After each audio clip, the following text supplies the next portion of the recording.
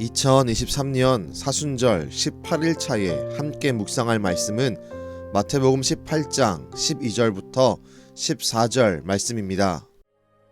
너희 생각에는 어떠하냐?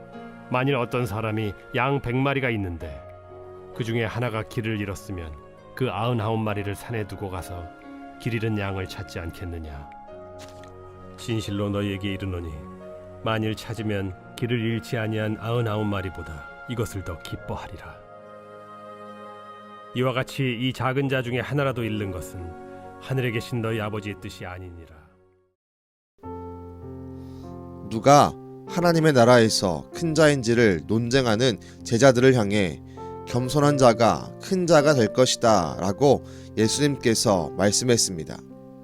이어서 오늘 말씀을 통해 예수님은 잃어버린 양을 향한 예수님의 심정을 말씀하십니다.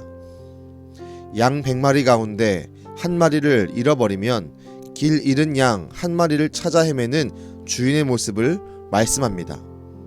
동시에 잃어버린 한 마리의 양을 찾을 때 누리는 형언할 수 없는 기쁨을 예수님이 말씀하십니다.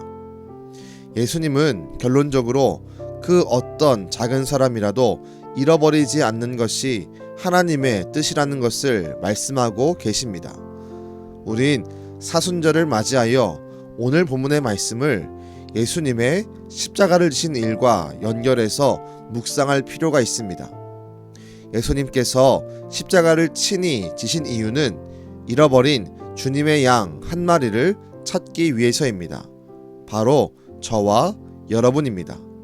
우린 모두 주님 앞에 잃어버린 양 한 마리와 같았습니다. 그러나 예수님의 십자가의 은혜와 공로로 우린 이제 잃어버린 양이 아니라 찾아진 양이 되었습니다. 예수님께서 이렇게까지 우리를 되찾으신 이유는 분명합니다. 13절의 말씀처럼 우리가 주 앞에 돌아옴이 주님의 기쁨이 되기 때문입니다. 우린 주님의 기쁨이 되는 되찾아진 양이 되었음을 기억해야 합니다.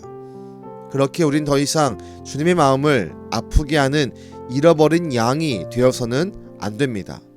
우린 다시 잃어버린 양이 되는 길을 향해 가지 않고 우리의 목자이시며 길이요 생명 되신 주님이 보이시는 길을 따라가는 주님의 양이 되어야 합니다. 기억하십시오. 주님은 우리를 찾기 위해 십자가를 지시는 대가를 치루어냈습니다. 우린 그 대가를 소중히 기억해야 합니다. 그리고 우리가 주님의 양이 되었음을 항상 기억하며 감사함으로 주님 품 안에 머물러야 합니다. 바라기는 이 사순절의 시간 속에 우리를 구원하시고 우리를 찾아오신 그 예수님의 목자의 심정을 알 수 있기를 간절히 소망합니다. 기도하겠습니다. 주님, 한 명의 작은 양이라도, 하나의 잃어버린 양이라도 찾아오시는 예수님의 그 목자의 심정을 말씀을 통해 한 번 더 기억합니다.